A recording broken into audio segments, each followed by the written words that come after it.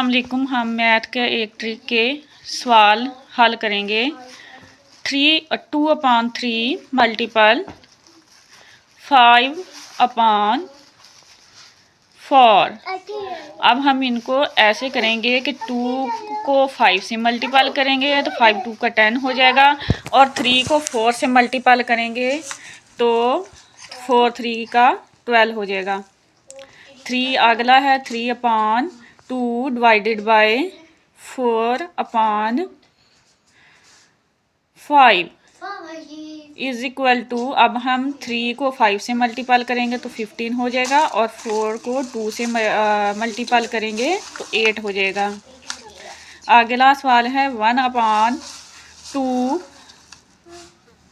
Plus 3/4।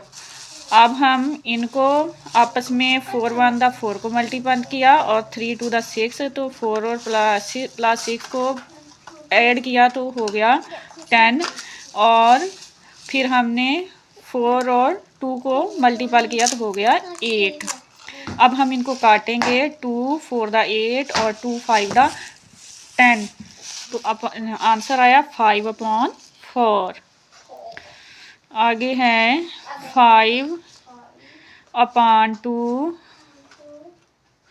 Minus 3/4 is equal to, तो इसका हमने सवालिया निशान लगाया है, ये आप लोग खुद हल करने